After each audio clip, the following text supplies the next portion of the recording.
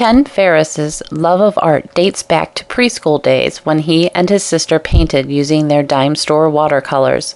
Nature and the world in general fascinated Ken, and he planned to be an artist and paint what he loved. But as for many, the pressures of making a living got in the way, and art was set aside during much of his adult life. His love of art came to the foreground while working as a design engineer, winning the prestigious International Award of Excellence from Ford Motor Company. In 2002, Ken decided to reclaim his dream and began to study painting. This enterprising and devoted artist has even found a niche teaching art. He gains enormous pleasure and satisfaction seeing a student who has never painted before create his first masterpiece. Ken's artwork is displayed in corporate and private collections throughout the country. He uses his many travel photos as inspiration for his paintings.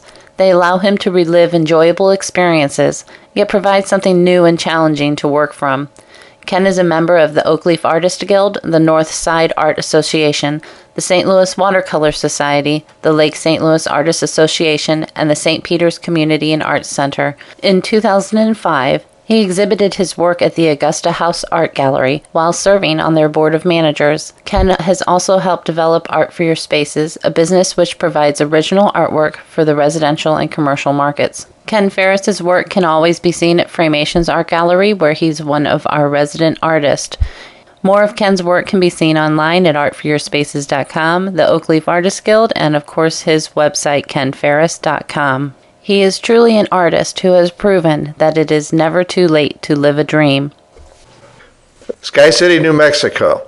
This painting was done from one of our travel pictures. One of the things I've done over the years is anytime we would go on vacation, I would take several rolls of color film because I always plan to paint that someday. And Sky City, New Mexico is the oldest continuously inhabited city in the United States.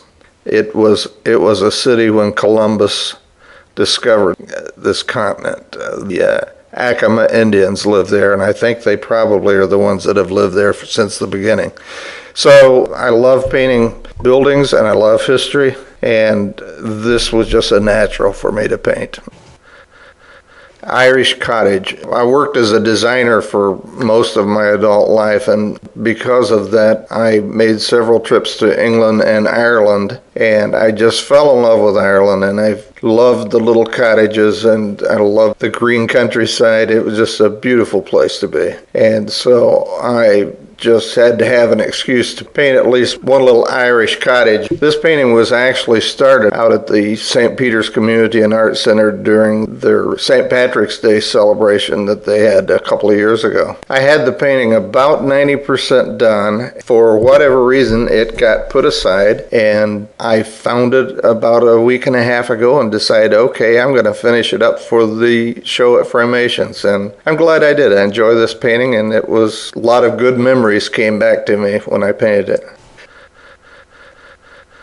Water lilies. This painting was from a photograph that I took at Missouri Botanical Garden. Dee's my wife, she and I went to the Botanical Garden. It was a very, very hot day, and Dee was irritable, and I almost threw her in that pond. And I finally decided, no, I'll just take a picture of it, and I can always remember that I didn't, but I can use it as something to paint from. So it's got a lot of history to it.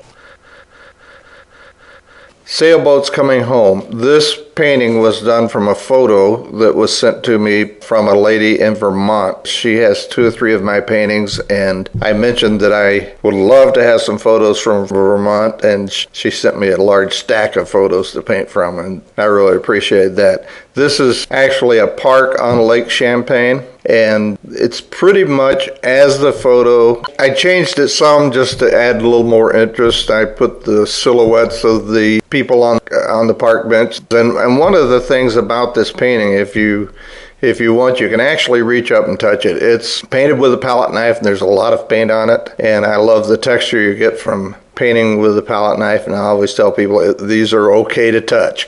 I'd say that about mine. I wouldn't do that with just anybody's.